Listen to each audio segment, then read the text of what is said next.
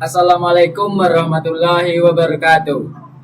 Perkenalkan, nama saya Raditya Mahendra dengan NIM 24254522 dari Prodi Pengelolaan Agribisnis kelas A.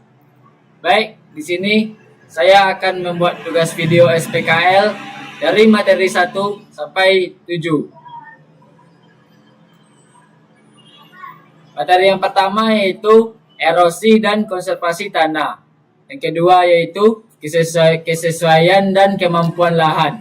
Yang ketiga yaitu pengelompokan lahan. Yang keempat yaitu pengelolaan daerah aliran sungai atau DAS. Yang kelima yaitu perencanaan penggunaan lahan. Dan yang keenam yaitu zonasi dan simulasi. Yang pertama, erosi dan konservasi tanah. Erosi adalah proses pengikisan lapisan permukaan tanah oleh air, angin, atau aktivitas manusia. Faktor penyebab erosi meliputi faktor yang pertama yaitu faktor alami. Contohnya curah hujan tinggi, kemiringan lereng, jenis tanah. Yang kedua yaitu faktor manusia, contohnya pengundulan hutan, sistem budidaya yang tidak ramah lingkungan, dan pemanfaatan lahan berlebihan.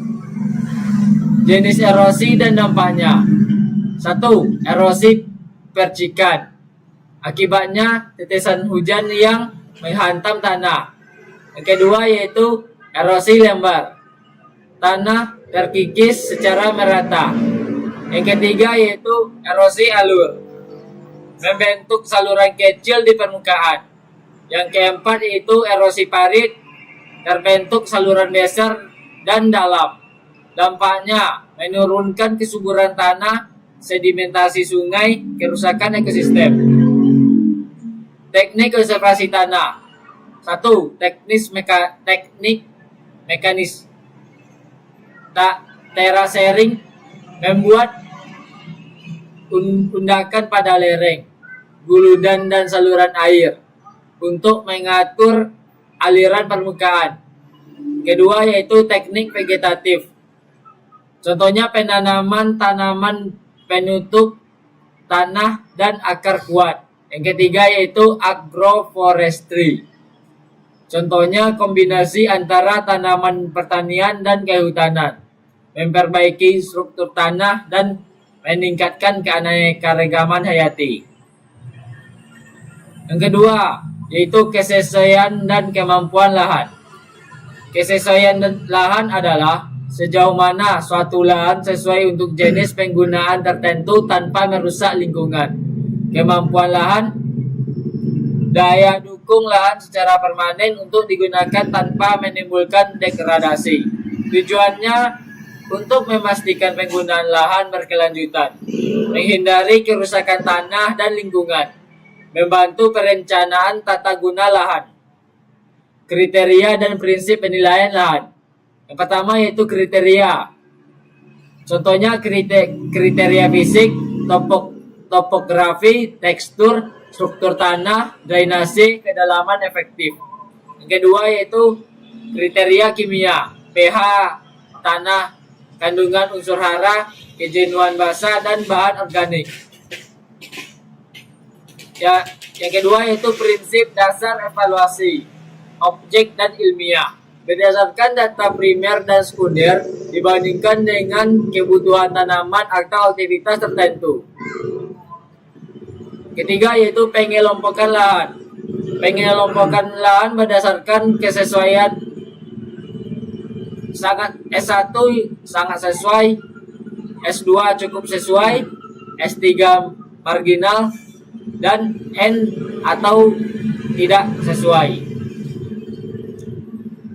Yang keempat yaitu pengelolaan daerah aliran sungai atau DAS.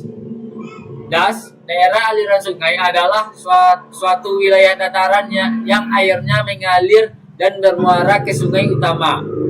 Fungsi utama DAS adalah menampung, menyimpan, dan mengalirkan air hujan, dan juga menyediakan air untuk irigasi, domestik, dan industri, serta mendukung keanekaragaman hayati. Masalah umum DAS yaitu sedimentasi, degradasi lahan, banjir, dan kekeringan. Peran DAS dalam pengelolaan lahan. Yang pertama yaitu DAS berperan penting dalam sistem pertanian terpadu. Yang kedua, menentukan pola drainase dan irigasi alami. Yang ketiga, menjadi dasar dalam pengelolaan konservasi tanah dan air.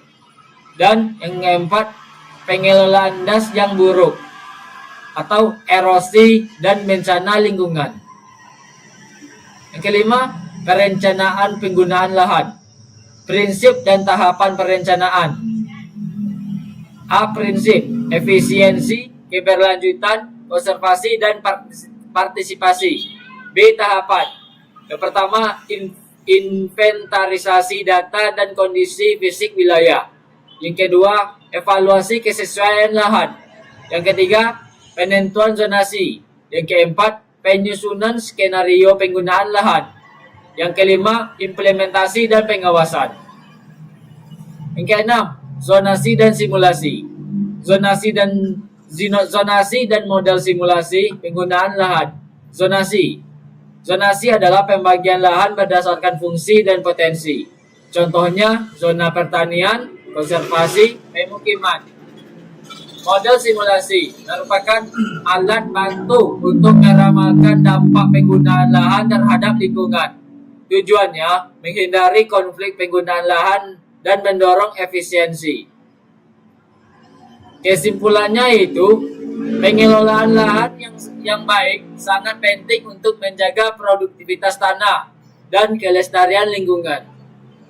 Erosi tanah dapat menyebabkan kerusakan serius jika tidak dikendalikan, sehingga diperlukan teknik konservasi seperti terasering, vegetatif, dan agroforestry.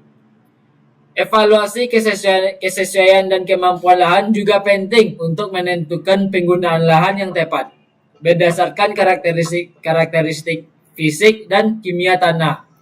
Selain itu, daerah aliran sungai berperan penting dalam pengelolaan air dan lahan. Perencanaan penggunaan lahan yang mempertimbangkan fungsi DAS, zonasi wilayah, dan prinsip konservasi dapat mencegah kerusakan lingkungan dan mendukung pembangunan berkelanjutan. Dengan pendekatan terpadu, pengelolaan lahan dapat menjadi lebih efisien, ramah lingkungan, dan bermanfaat jangka panjang. Sekian hasil presentasi. Sekian dari saya ucapkan terima kasih. Wassalamualaikum warahmatullahi wabarakatuh.